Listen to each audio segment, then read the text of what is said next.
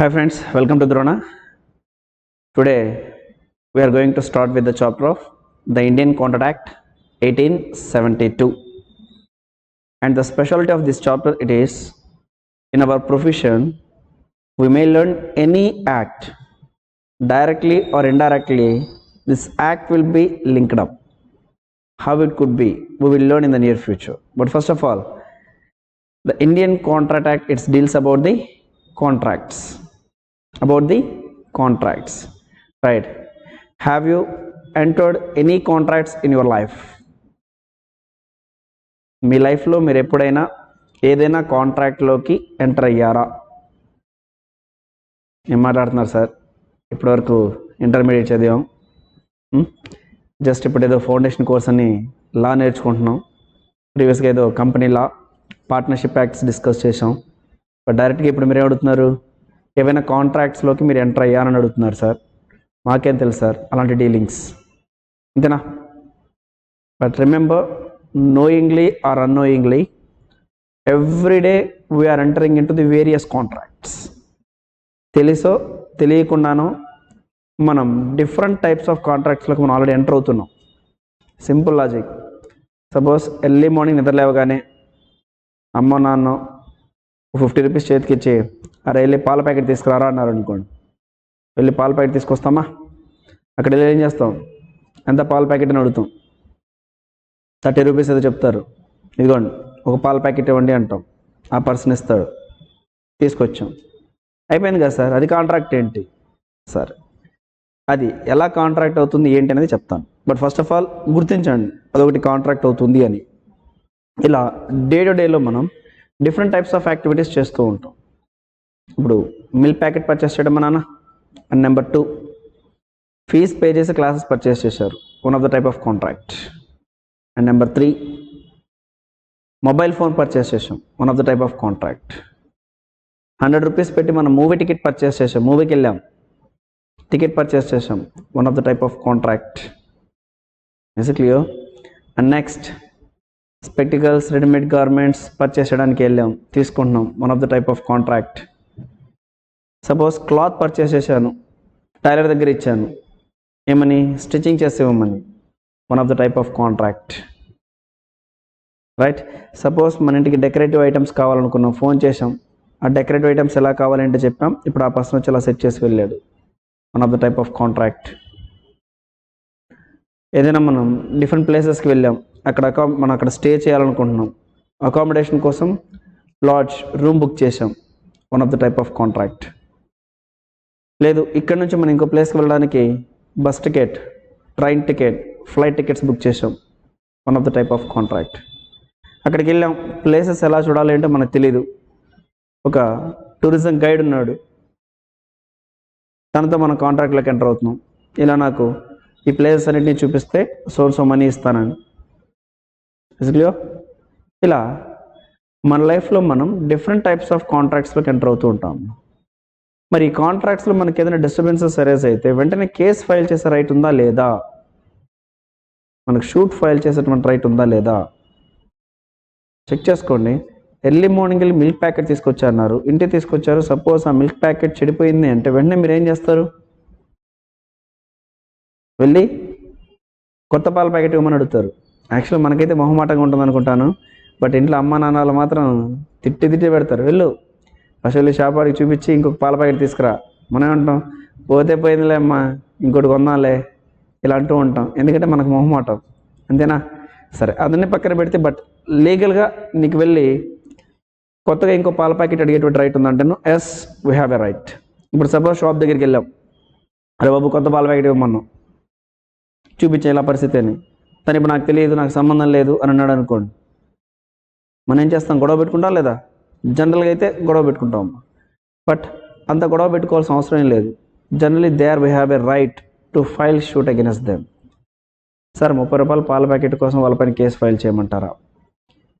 Starting నుండి మీకు చెప్తున్నానమ్మా, నేను తీసుకున్నటువంటి ఎగ్జాంపుల్లో లీగల్ ఆబ్లిగేషన్ ఉందా లేదా అని చెక్ చేయండి, అంతే. అది చిన్న కాంట్రాక్టా, పెద్ద కాంట్రాక్టా, వాటి వాల్యూ ఎంత అని question చేసుకోమాక.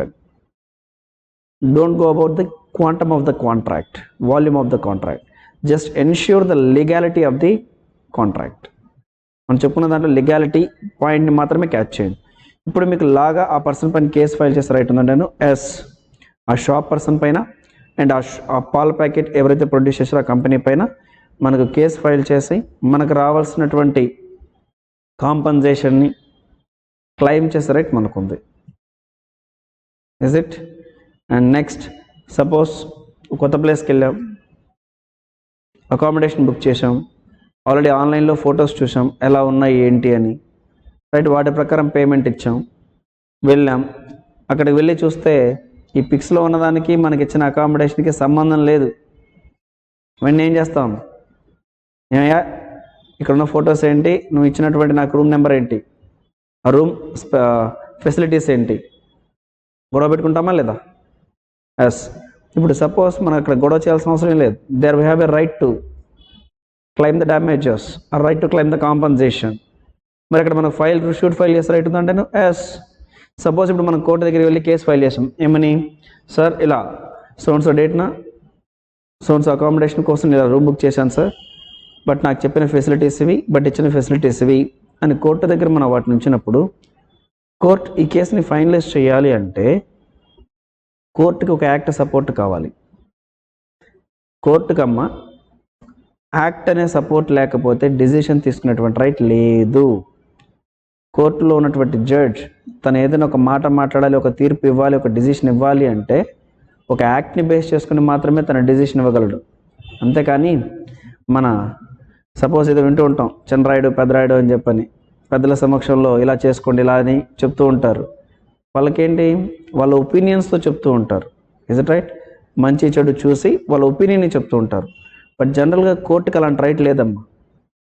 Generally, the court don't have those type of the discretion power. Court can give an order only by considering of the law, act. Only with the support of the act, the court can give the decision. మరి ఇప్పుడు మనం room accommodation సరిగ్గా లేదని case file చేస్తాం కదా, మరి ఇప్పుడు court మనకు తీర్పు ఇవ్వాలి అన్న కోర్టుకి ఒక యాక్ట్ సపోర్ట్ కావాలి. ఇప్పుడు మనం చెప్పుకునే ఎగ్జాంపుల్ని బేస్ చేసుకోండి. అలా సపోర్ట్ ఇచ్చేటువంటి యాక్ట్ ఏంటంటే Indian contract act. So that మరి యాక్సెప్ట్ చేస్తారా డైలీ డిఫరెంట్ టైప్స్ ఆఫ్ కాంట్రాక్ట్స్లోకి మీరు ఎంటర్ అవుతున్నారని? ఎస్. మరి ఈ చాప్టర్లో ఏం నేర్చుకుంటామంటే అసలు కాంట్రాక్ట్ అనేది ఎలా ఎస్టాబ్లిష్ అవుతుంది, వాటిలో కీ ఎలిమెంట్స్ ఏంటి, ఎప్పుడు మనం దాన్ని వ్యాలిడ్ కాంట్రాక్ట్ అంటాం, అండ్ ఎలాంటప్పుడు కొన్ని కాంట్రాక్ట్స్ని ఎగ్జిక్యూట్ చేయలేం, అలా చేయలేనప్పుడు కాంట్రాక్ట్లో ఉన్నటువంటి parties rights and duties obligations ఇవన్నీ ఎలా ఉంటాయి, రైట్? టోటల్గా ఈ కాంట్రాక్ట్ అనేది ఎలా డిశ్చార్జ్ అవుతుంది అనేంతవరకు ఈచ్ అండ్ ఎవ్రీ పాయింట్ని ఎలాబరేట్గా డిస్కస్ చేస్తామమ్మా. అండ్ స్పెషల్లీ ముందుగానే చెప్తున్నాను, ప్లీజ్ నోట్బుక్ పెన్ మెయింటైన్ చేయండి. ఒక కాన్సెప్ట్ ఒక ప్రొవిజన్ చెప్పేటప్పుడు నేను చెప్పే ఎగ్జాంపుల్ని యాజ్ ఇట్ ఈస్గా నోట్ చేసుకోండి. సరే అది చాలా చిన్న ఎగ్జాంపుల్, ఈవెన్ దో ప్లీజ్ ఆ ఎగ్జాంపుల్ అలాగే నోట్ చేసుకోండి. ఎందుకంటే ఫర్దర్గా మీరు ప్రిపేర్ అయ్యేటప్పుడు ఇక్కడ ప్రొవిజన్ కనబడుతుంటుంది బుక్లో, వాటికి సంబంధించిన ఎగ్జాంపుల్ అనేది మీకు వెంటనే ఫ్లాష్ అవుతుంది. అది మీరు ఎప్పుడైతే పక్కన రాసేసుకున్నారనుకోండి ఈజీగా మీకు గుర్తుంటుంది. Is it clear? Right, good. So that now we are going to start with the Indian contract act 1872. The provisions of the Indian Contract Act applicable to whole of India.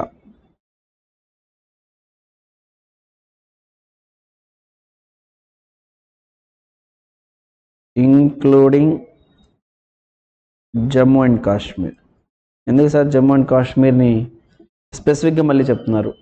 Actually Jammu and Kashmir farming part of India, but ప్రీవియస్గా కాన్స్టిట్యూషన్లో ఒక ఆర్టికల్ని base చేసుకొని Jammu and కాశ్మీర్కి కొన్ని contracts applicable అయ్యేటివి, కొన్ని acts applicable అయ్యేటివి, కొన్ని acts applicable కాకుండా ఉండేటివి అమ్మ. అలాంటి ప్రొవిజన్స్ అలాంటి సిచ్యువేషన్స్ ఉండేటివి. కాబట్టి అప్పట్లో ఇండియన్ కాంట్రాక్ట్ యాక్ట్ అనేది applicable to whole of India except Jammu and Kashmir అని ఇలా మనం మాట్లాడుకునే వాళ్ళం, ఎక్సెప్ట్ ఇంక్లూడింగ్ అని చెప్పని. బట్ ఎప్పుడైతే ఆ ఆర్టికల్ అనేది రద్దు చేశారో, జమ్మూ అండ్ కాశ్మీర్కి సంబంధించినటువంటి స్పెషల్ ఆర్టికల్, కాన్స్టిట్యూషన్లో ఇచ్చినటువంటి స్పెషల్ ప్రివిలేజ్, దాన్ని ఎప్పుడైతే క్యాన్సిల్ చేశారో ఇండియాలో ఏ యాక్ట్స్ అయితే ఉన్నాయో, ఏ రూల్స్ అయితే ఉన్నాయో అవన్నీ జమ్మూ అండ్ కాశ్మీర్కి యాజ్ ఇట్ ఈస్గా అప్లికబుల్ అవుతాయి. ఇంకొక బెటర్ సిచ్యువేషన్ చెప్తాను చూడండి. రీసెంట్గా మనకు ఆ ఆర్టికల్ని క్యాన్సిల్ చేయడం జరిగిందమ్మా, జస్ట్ 1 year బిఫోర్. అంతకుముందు ఎలా ఉండేదో తెలుసా? ఇండియన్స్ జమ్మూ అండ్ కాశ్మీర్లో వెళ్ళి అక్కడ ఉన్నటువంటి ల్యాండ్ని పర్చేస్ చేయడానికి రైట్ లేదు. జమ్మూ అండ్ కాశ్మీర్లో ఉన్న ల్యాండ్ని అక్కడ ఉన్న వాళ్ళు మాత్రమే పర్చేస్ చేయాలి. అండ్ జమ్మూ అండ్ కాశ్మీర్లో ఉన్న వాళ్ళకి 2 సిటిజన్షిప్స్ ఉంటాయి. ఇండియన్ సిటిజన్షిప్ ఒకటి, జమ్మూ అండ్ కాశ్మీర్ సిటిజన్షిప్ ఒకటి. ఇప్పుడు జమ్మూ అండ్ కాశ్మీర్లో ఉన్న వాళ్ళు అక్కడ ఉన్న వాళ్ళని మాత్రమే మ్యారేజ్ చేసుకోవాలి. ఒకవేళ జమ్మూ అండ్ కాశ్మీర్లో ఉన్న అమ్మాయి ఇండియాలో ఉన్న సమ్ అదర్ పర్సన్స్ని మ్యారేజ్ చేసుకుంటే, ఇండియాలో ఉన్న వాళ్ళు, జమ్మూ అండ్ కాశ్మీర్ యొక్క సిటిజన్షిప్ అనేది క్యాన్సిల్ అవుతుంది. ఎందుకు చెప్తున్నానంటే జమ్మూ అండ్ కాశ్మీర్కి అలాంటి ప్రివిలేజెస్ ఉండేటివి. ప్రజెంట్ అలాంటి ప్రివిలేజెస్ ఏమీ లేదు. మీరు ఏ యాక్ట్ అయినా చదువుకోండి, కంపెనీస్ యాక్ట్ అయినా, Indian contract act, partnership act, లేదా ఫ్యూచర్లో మీరు నేర్చుకోబోయేటువంటి డిఫరెంట్ టైప్స్ ఆఫ్ యాక్ట్స్ ఏమున్నా సరే, all those acts will be applicable to the Jammu and Kashmir also. మళ్ళీ దాన్ని నేను ఫ్యూచర్లో కదమ్మా, ఇప్పటి నుంచే సపరేట్గా చెప్పడం ఆపేస్తున్నాను. జమ్మూ అండ్ కాశ్మీర్ గురించి సపరేట్గా మనం మాట్లాడుకోవాల్సిన అవసరం ఏమీ లేదు. The provisions which are applicable to the India, the same provisions applicable to the Jammu and Kashmir. There is no any specific article or provision. So the provisions of the Indian contract applicable to whole of India. అంటే Jammu and Kashmir నుంచి కన్యాకుమారి వరకు నువ్వు ఏ contract enter అయినా వాటికి సంబంధించి ఏదైనా problem జరిగితే Indian contract యాక్ట్ని apply చేయొచ్చు. Is clear?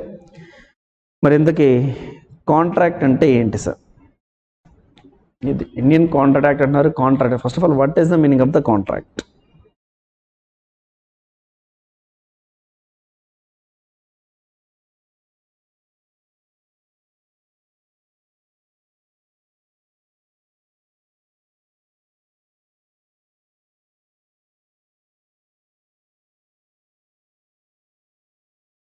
Contract is an agreement which is enforceable by law. Contract means it is an agreement which is enforceable at law. It is known as contract. ఏదైనా ఒక agreement లా యొక్క ఐస్లో, లా యొక్క వ్యూలో enforceable అయితే వాటిని contract అంటాం. Sir మీరు ఏదేదో చెప్తున్నారు సార్, జస్ట్ లిజన్, నిదానంగా ఈ 2 సెంటెన్సెస్ని అర్థమయ్యేది చెప్తాను. అగ్రిమెంట్ అంటున్నాను, ఎన్ఫోర్సబుల్ బై లా అంటున్నాను, రెండింటిని ఎక్స్ప్లెయిన్ చేస్తాను. చూ, contract means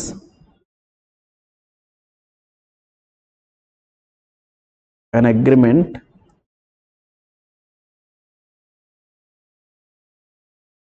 enforceable by law. First, what is meaning of an agreement? An agreement means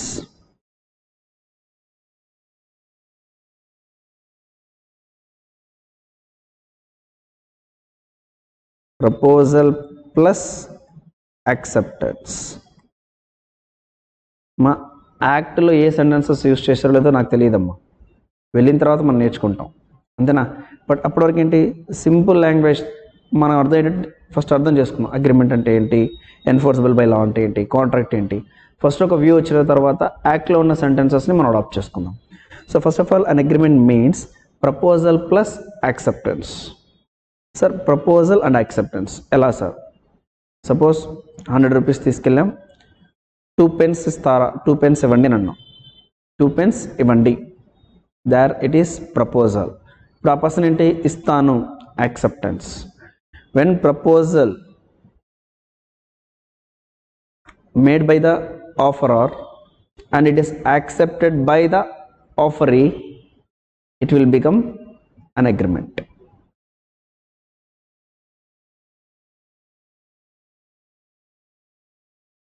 Mr. A and shop person. Now Mr. A giving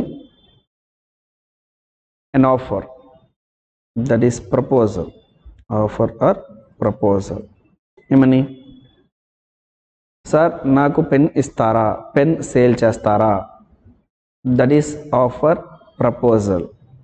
and now the shop person, yes ఇస్తారండి తీసుకోండి, that is acceptance.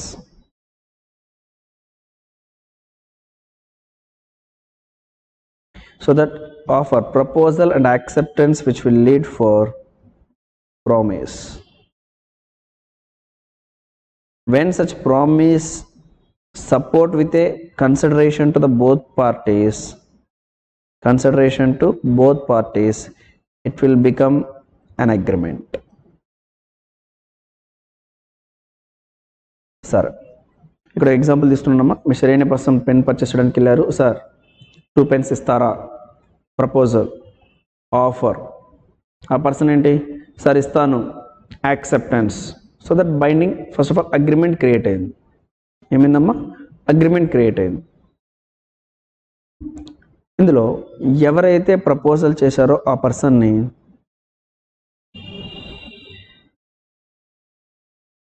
Offerer అని,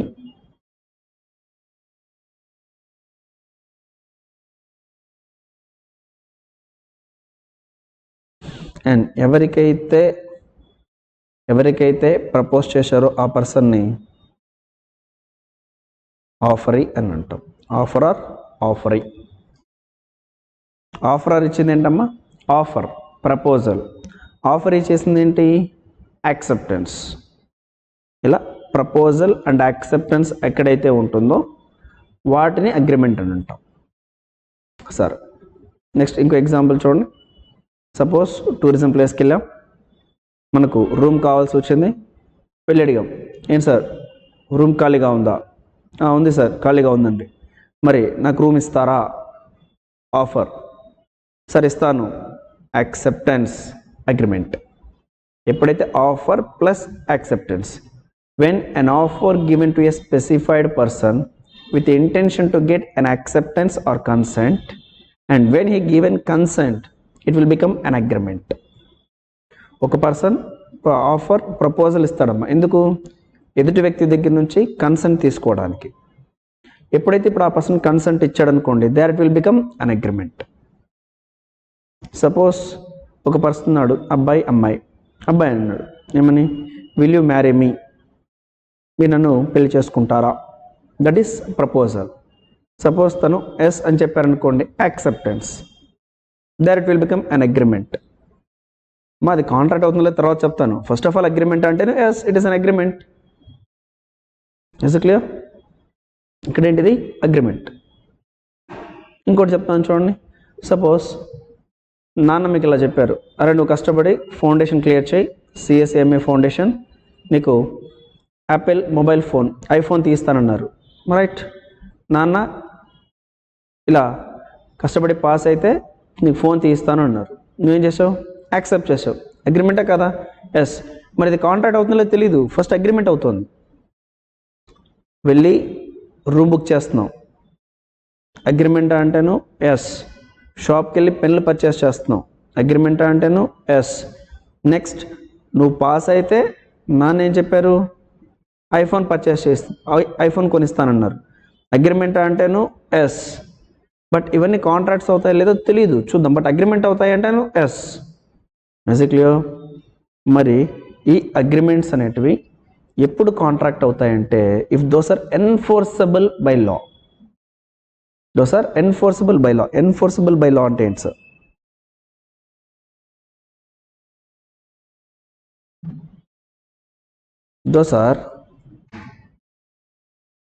those are acceptable in the eyes of law. That is, from the law point of view, you can claim your right. As per law, as per act, you can claim any right. There you can say that it is enforceable by law. చట్టం ప్రకారం నీకు right claim చేసే right ఉంటే, there it is acceptable in the eyes of law, that is enforceable by law. Where an agreement plus enforceable by law, which will become contract.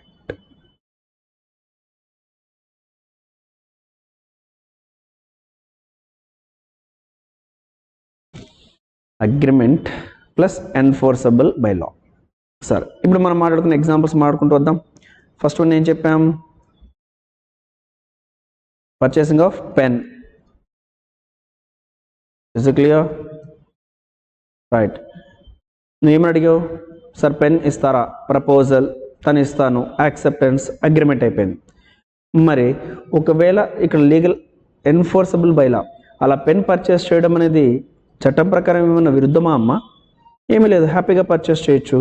ఒకవేళ నీకు pen సరిగ్గా పనిచేయకపోతే నువ్వు వెంటనే రిటర్న్ ఇచ్చి ఇంకో పెన్ క్లెయిమ్ చేసే రైట్ ఉందా లేదా? ఎస్ ఉంది. వాటికి లీగల్ ఎన్ఫోర్సబిలిటీ ఉంది కాబట్టి it is a contract. So that it is a contract. Being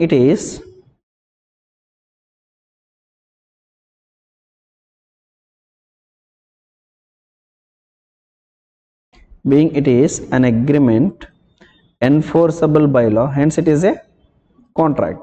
And what is the second one? Second one ఏంటమ్మా? Right, room accommodation. అంతేనా?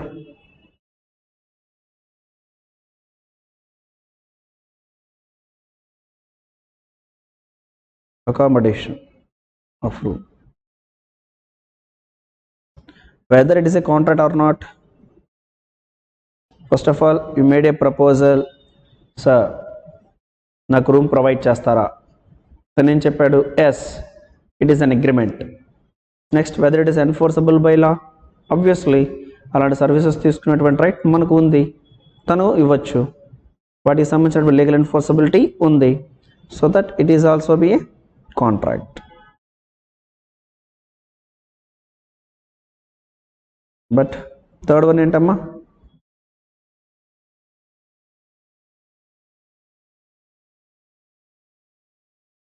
iPhone from father, by father.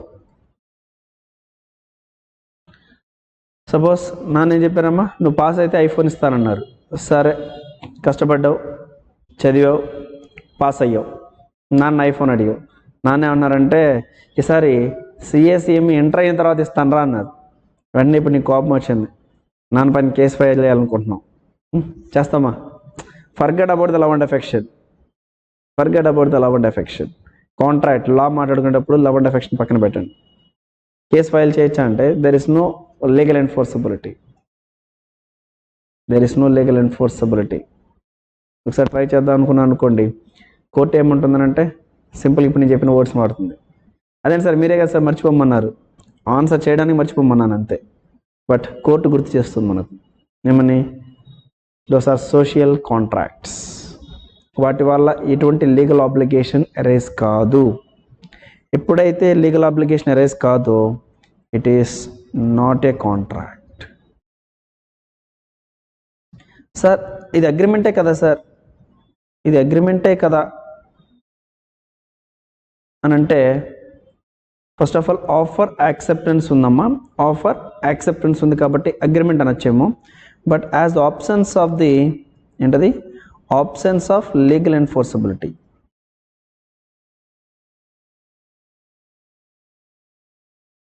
Options of legal enforceability, we cannot say that it is as a contract. Same similar example ఇంకోటి చెప్తానమ్మా. One of the case law, Balfour versus Balfour.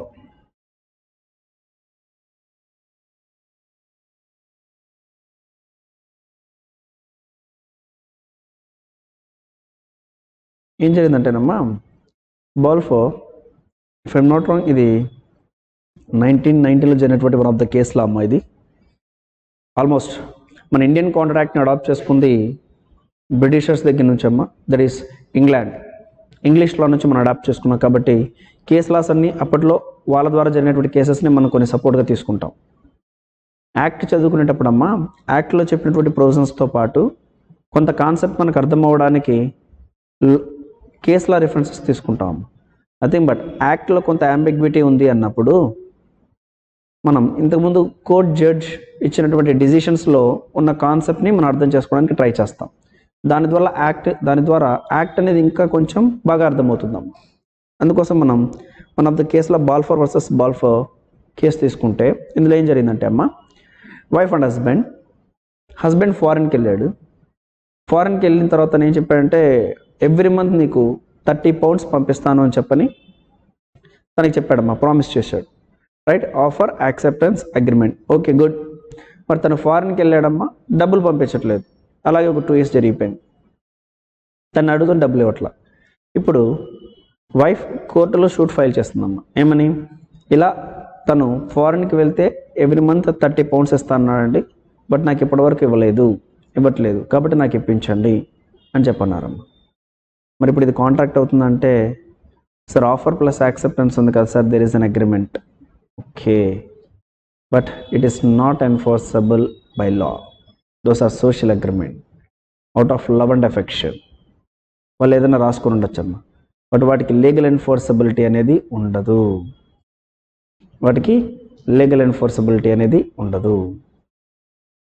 అర్థమైందా? So that వేటికైతే legal ఎన్ఫోర్సబిలిటీ ఉందో అవి contract కావు అన్నప్పుడు మనం వాటికి Indian contract యాక్ట్ని apply చేసి డిసిషన్స్ తీసుకునే కాన్సెప్ట్ ఉండదు. అలాంటి వాటికి కోర్ట్ ఇండియన్ కాంట్రాక్ట్ ద్వారా డిసిషన్స్ ఇవ్వదు. బాబు, ఫస్ట్ ఆఫ్ ఆల్ అవి కాంట్రాక్ట్సే కాదయ్యా, కాబట్టి కేసుని కొట్టివేస్తున్నాం అని అంటారు. అంటే ఎవరిపైన రైట్స్ ఉండవు, లయబిలిటీస్ ఉండవు. సపోజ్ మనం చెప్పుకున్నటువంటి ఎగ్జాంపుల్లో వైఫ్ హస్బెండ్ చెప్పుకున్నామా, వైఫ్ హస్బెండ్ పైన కేసు ఫైల్ చేయలేరు, అండ్ హస్బెండ్ వైఫ్ పైన షూట్ ఫైల్ చేయలేరు. సపోజ్ అనుకుందాం, మనం బాల్ ఫర్ కేసులో వైఫ్కి ఎన్ని పౌండ్స్ ఇస్తానన్నాడు, ఎవ్రీ మంత్ 30 కదా, పొరపాటున 50 pounds ట్రాన్స్ఫర్ చేసాడు అనుకుందాం. తర్వాత తనకు గుర్తొచ్చింది, అరే ఎక్స్ట్రా ట్రాన్స్ఫర్ చేశాం కదా అని వైఫ్ పైన కేసు ఫైల్ చేశాడు అనుకుందాం. ఏమని, నా 20 pounds తిరిగి ఇప్పించండి అని చెప్పండి. మరి తిరిగిస్తారా అమ్మ? కోర్టు కన్సల్ట్ చేస్తూ కోర్టు ఆర్డర్ ఇస్తుందా, మీకు 30 pounds ఇస్తున్నారు కదా, ఎక్స్ట్రా తీసుకుని 20 pounds తిరిగి ఇచ్చేయమని అంటారా? ఎవరి మీద రైట్స్ రావు, లయబిలిటీస్ రావు, ఎందుకంటే అది కాంట్రాక్ట్ కాదు కాబట్టి. Are getting my word? So that ఏవైతే అగ్రిమెంట్స్ అవుతాయో అండ్ మళ్ళీ వాటికి లీగల్ ఎన్ఫోర్సబిలిటీ ఉంటుందో వాటిని మాత్రమే కాంట్రాక్ట్స్ అని అంటాం. అలా ఎగ్జిక్యూట్ చేసుకున్న కాంట్రాక్ట్స్కి మాత్రమే ఇండియన్ కాంట్రాక్ట్ యాక్ట్ ప్రకారం డిస్ప్యూట్స్ రిజాల్వ్ చేయబడతాయమ్మా, వాళ్ళ ప్రాబ్లమ్స్ సాల్వ్ చేయబడతాయి. ఇలాంటి కాంట్రాక్ట్స్ అనేటివి ఓరల్గా అయినా ఉండొచ్చు, రిటర్న్గా అయినా ఉండొచ్చు అమ్మా. సార్ ఓరల్ కాంట్రాక్ట్స్ వ్యాలిడా? డెఫినెట్లీ. ఇప్పుడు ఇంతకుముందు మనం చెప్పుకున్నాం, ఎర్లీ మార్నింగ్ వీళ్ళు మిల్క్ ప్యాకెట్ తీసుకొచ్చారు, పెన్ పర్చేస్ చేశారు, రెడీమేడ్ గార్మెంట్స్ కొన్నారు, టైలర్ దగ్గరికి వెళ్ళి స్టిచ్చింగ్కి ఇచ్చారు, షోరూంలో వెళ్ళి మొబైల్ ఫోన్ పర్చేస్ చేశారు. Might be all those are oral agreements, oral contracts. Valid అంటాను ఎస్. ఎప్పటి వరకు? Unless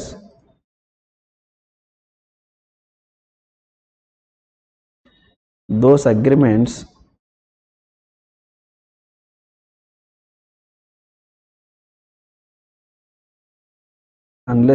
agreements specifically to be provided in writing.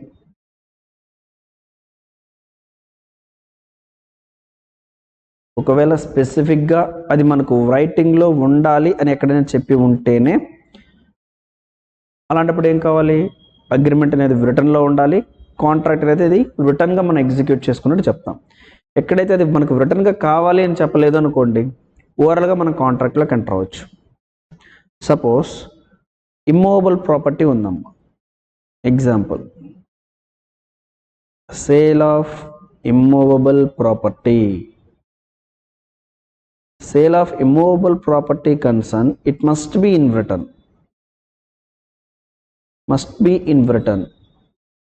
Overall agreement అనేది వర్కౌట్ అవుతుందంటే నో.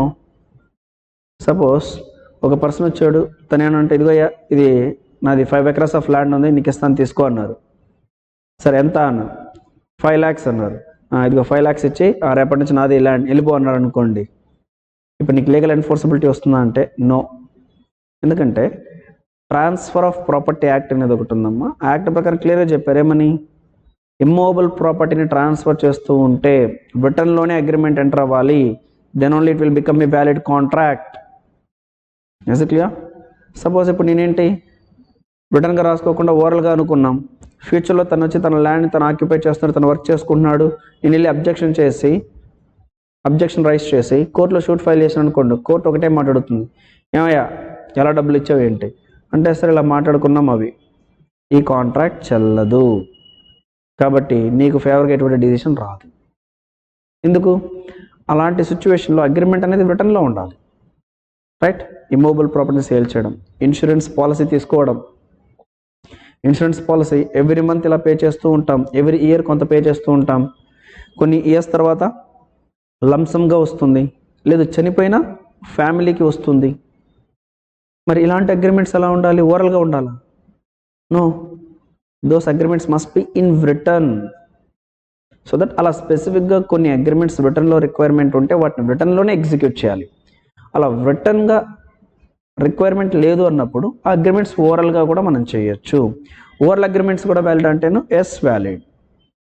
సపోజ్ ఫ్రూటీ పర్చేస్ చేసాం, ఏంటమ్మా Frooti or any some other drink.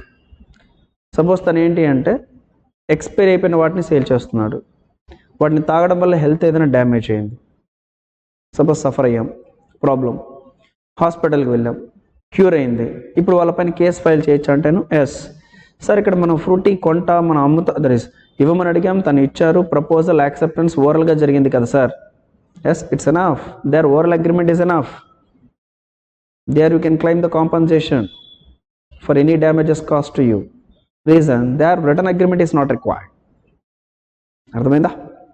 So ఇలా contract అంటేనమ్మా, contract అంటే an agreement which is enforceable by law is known as contract. Then what is meaning of an agreement? A proposal and acceptance, where a person made a proposal to another with the intention to get an acceptance or consent from him. Thereupon he given a consent or acceptance, there it will become a promise. There it will become a promise. Such promise is an agreement. And those type of the agreements enforceable by law, that is in the eyes of law you can see, in the eyes of law we can solve the problem, there we can say that it is enforceable by law. So agreement plus enforceable by law, those are the contracts. Once it became a contract, there you can identify the rights and obligations, the rights and liabilities of both parties. ఎప్పుడైతే అది contract అయిందో అప్పుడు నువ్వేం చేయొచ్చు, కాంట్రాక్ట్లో ఎంతమంది ఉన్నారు ఏంటి, ఒక పర్సన్ రైట్ ఏంటి, ఇంకో పర్సన్ లయబిలిటీ ఏంటి అనేది రెండింటిని మనం కంపేర్ చేసుకుంటూ వెళ్ళొచ్చు. Is clear? వీటికి సంబంధించి కొన్ని ఎగ్జాంపుల్స్ చెప్పాను. పెన్ పర్చేస్ అని, అకామిడేషన్ ఆఫ్ రూమ్ అని, రైట్? పాస్ అయితే ఫాదర్ ఐఫోన్ పర్చేస్ చేస్తానని, అండ్ నెక్స్ట్ వైఫ్ అండ్ హస్బెండ్కి సంబంధించినటువంటి ఒక ఎగ్జాంపుల్తో ఎక్స్ప్లెయిన్ చేశాను. అర్థమైందా? అంటే ఇప్పుడు ఏంటి, ఈ చాప్టర్ డిస్కస్ చేసేటువంటి ఈ చాప్టర్ని కంప్లీట్ చేసేంత వరకు అమ్మ ఇలాంటి జనరల్ ఎగ్జాంపుల్స్తోనే వెళ్తూ ఉంటుంది. బట్ అవి జనరల్ ఎగ్జాంపుల్స్, చిన్న ఎగ్జాంపుల్స్ అయినా సరే మీరు అర్థం చేసుకోవాల్సింది ఏంటంటే లీగాలిటీగా నాకు రైట్ ఉందా లేదా. సపోజ్ ఒక కవర్ ఇచ్చానమ్మా, పోస్ట్ చేయమని దట్ ఇస్ డిటిడిసి కానీ ప్రొఫెషనల్ కొరియర్కి కానీ 2 daysలో చేరుస్తానని నాకు చెప్పారు, క్లియర్గా టర్మ్స్ అండ్ కండిషన్లో ఉంది. 3rd day 4th day అయినా వెళ్ళట్లేదు. ఇప్పుడు నేను కేసు ఫైల్ చేయొచ్చా అంటే భలేవాలి సార్, 20 రూపాయల కొరియర్కి కేసు ఫైల్ చేస్తారా ఏంటి సార్? ఫస్ట్ ఆఫ్ ఆల్ మనం తెలుసుకోవాల్సింది ఏంటంటే అక్కడ మనకు డిమాండ్ చేసే రైట్ ఉందా లేదా, మనం అడగచ్చా లేదా, మన మొహమాట వదిలేసేయండి. Whether we have a right to demand to get our privilege, to get our benefit అని అంటేను ఆన్సర్ ఎస్. మరి ఏ యాక్ట్ ప్రకారం ఉంది సార్ అలా క్లెయిమ్ చేయడానికి? ఎక్కడ చెప్పారండి? ఇండియన్ కాంట్రాక్ట్లో చెప్పారు. వాటిని మనం డిస్కస్ చేయబోతాం. అర్థమైందా? ఇలా ఈచ్ అండ్ ఎవ్రీ సిచ్యువేషన్స్లో డిఫరెంట్ టైప్స్ ఆఫ్ ఎగ్జాంపుల్స్తో ఇండియన్ కాంట్రాక్ట్ని మనం డిస్కస్ చేయబోతాం. Is clear? So that's all for the day. Remaining concept we will discuss next class. Thank you.